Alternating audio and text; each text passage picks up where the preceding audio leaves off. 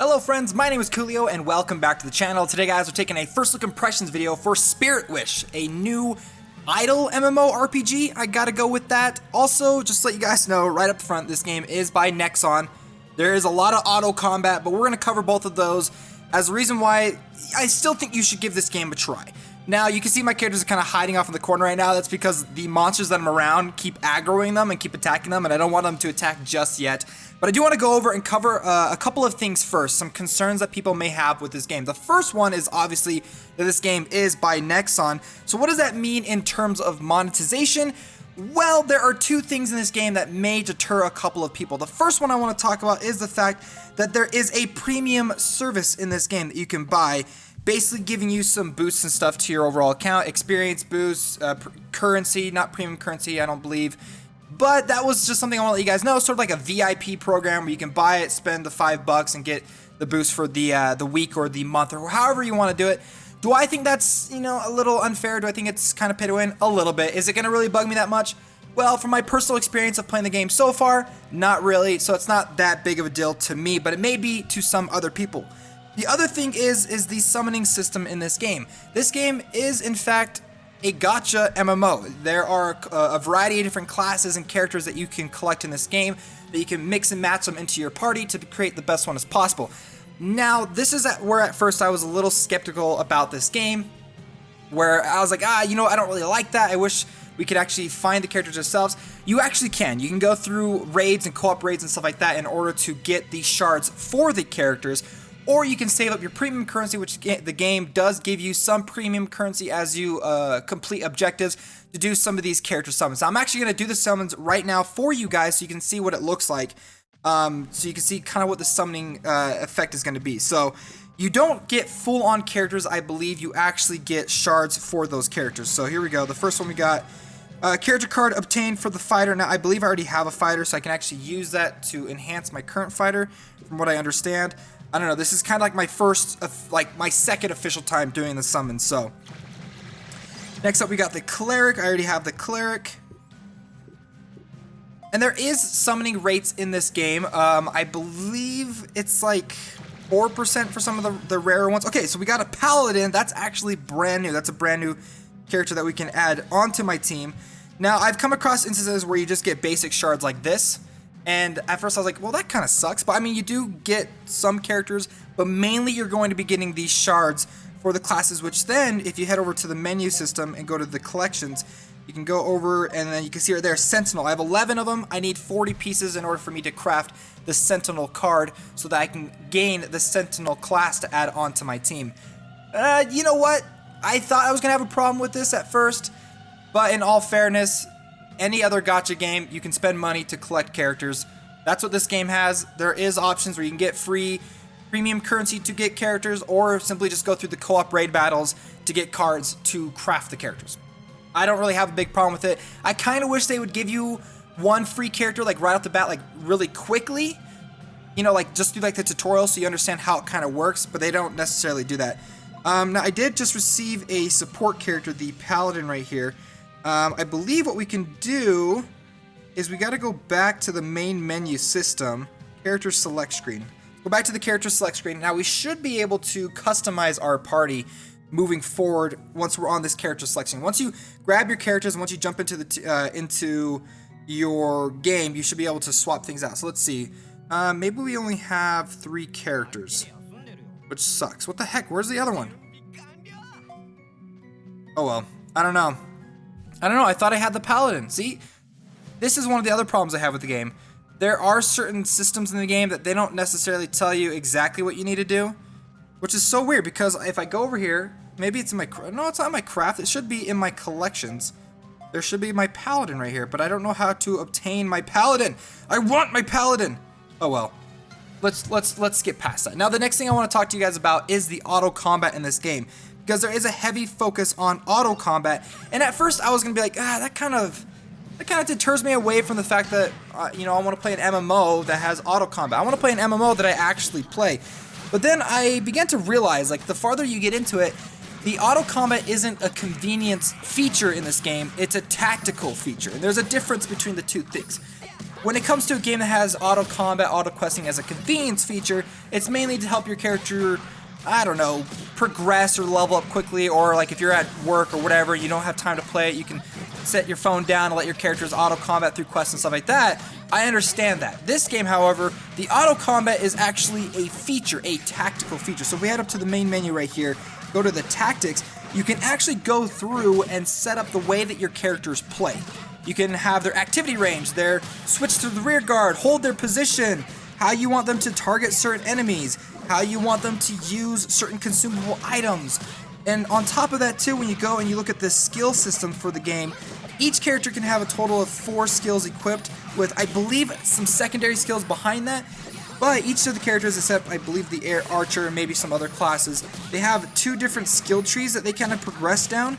And as you progress down, you unlock a bunch of these skills. You can kind of put them and upgrade the tactics on how certain skills will work. So for the spin slash, target all enemies, or add auto skill use trigger settings. So you can go through and tell your team how to basically set up and use a lot of their skills and their abilities, which can be a really important thing down the line when you start taking on some higher difficulty bosses and dungeons.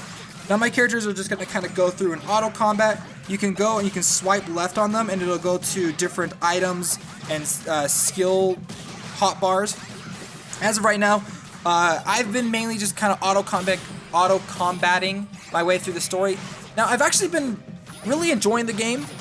I didn't think I was going to enjoy it that much, but I think the animations, the art style and everything like that has been a lot of fun, and the fact that I've been treating it more of as an idle game rather than an active MMO, I've been having a lot more fun that way. Now the game does give you a crap ton of stuff to do.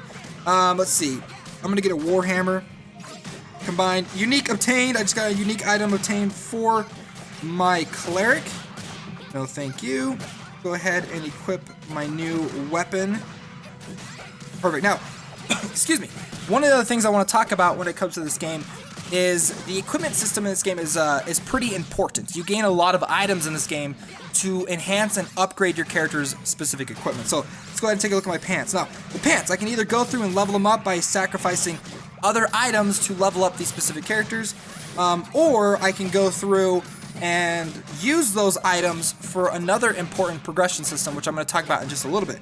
The other thing you can do too when you go to modify the gear is enhance them by using special enhancement equipment to be able to give them like a +1, +2, +3 kind of stuff. So combined, now I got +2 heavy soldier bottoms, which increases the overall defense for that specific item. Now, I gotta let you guys know too, there are specific tiers of grade when it comes to those enhancement scrolls, and you can combine them to create higher rarity versions of them, so you can use them for higher grade materials. So the blue ones I have right here, I can't use for that weapon.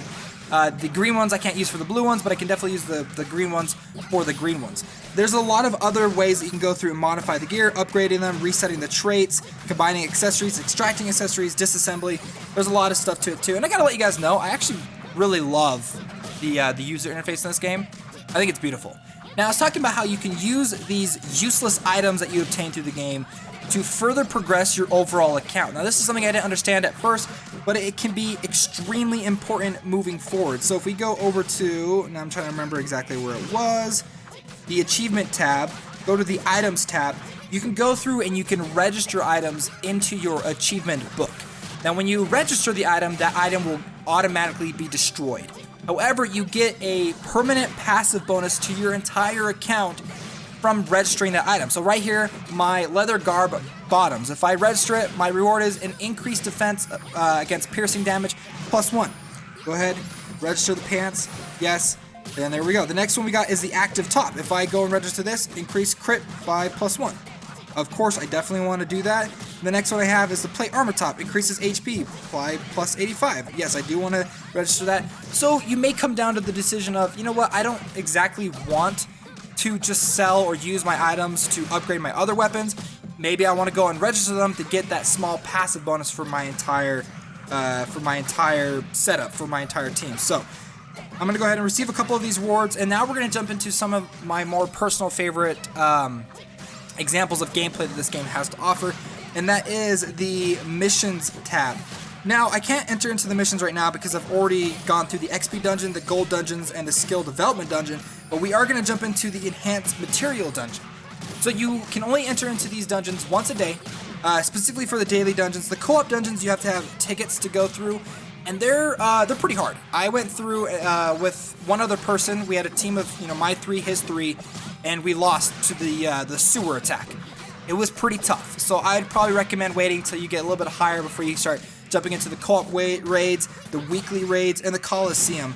So we're going to go through, we're going to do the daily dungeon for the enhanced materials.